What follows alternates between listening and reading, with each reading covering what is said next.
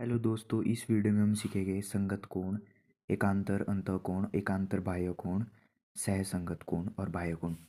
जब दोस्तों आपके पास दो लाइनें आपस में दी हो, मतलब या तो समांतर है या असमांतर है, फिर तीसरी लाइन जब उनको प्रतिच्छेद करे, तब दोस्तों हमारे को ये एंगल मिलते हैं।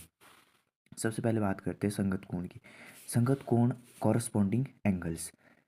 दोस्तों आमने सामने कॉरस्पॉन्डिंग, जैसे ये एंगल 1 है तो इसके कॉरस्पॉन्डिंग क्या है, एंगल 5 है। एंगल 3 है, इसके कॉरस्पॉन्डिंग क्या है, एंगल 7 है। एंगल 2 है, इसके कॉरस्पॉन्डिंग एंगल 6 है। और एंगल 4 है, इसके कॉरस्पॉन्डिंग एंगल 8 है। तो इसको बोलते हैं हम संगत कोण। आप देख सकते हो यहाँ भी लिखा है ना। और संगत कोण इक्वल कब होते हैं, जब आपकी दोनों लाइन क्या हो, पैरेलल दी हो। यानी ये दोनों रेखाएं अगर समांतर दी गई है, तब ये एंगल इक्वल होते हैं। ये वाला एंगल इसके इक्वल होगा, ये वाला इसके इक्वल होगा, ये वाला इसके इक्वल और ये वाला इसके इक्वल होगा। ठीक है। लेकिन जब असमांतर रेखाएं दी हुई है ना, तब ये चीज़ें इक्वल नहीं होगी। फिर बात करते हैं एकांतर अंतःकोण, मतलब इन दो लाइनों के बीच अंदर की साइड बनने वाले कोण, हम उनको बोलते हैं एकांतर अंतःकोण। जैसे एंगल 3, एंगल 5, एंगल 4, एंगल 6, है ना।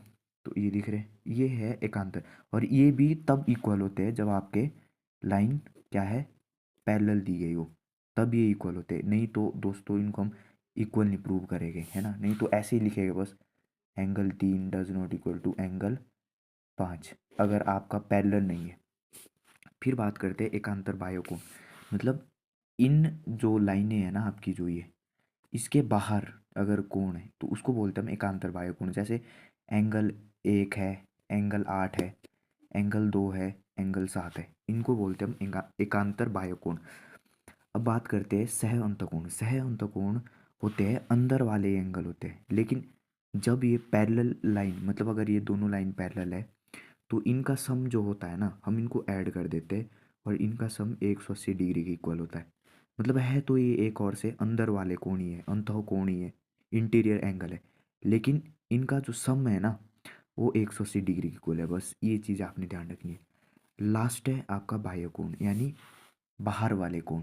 जैसे ये है एंगल 1, एंगल 2, एंगल 7, एंगल 8, मतलब इन दो लाइनों के बाहर। तो ये लाइनें पैरेलल भी हो सकती है और एंटी पैरेलल भी हो सकती है। अगर पैरेलल होगी तब ये चीज़ें, एंगल जो होते हैं वो इक्वल हो गए।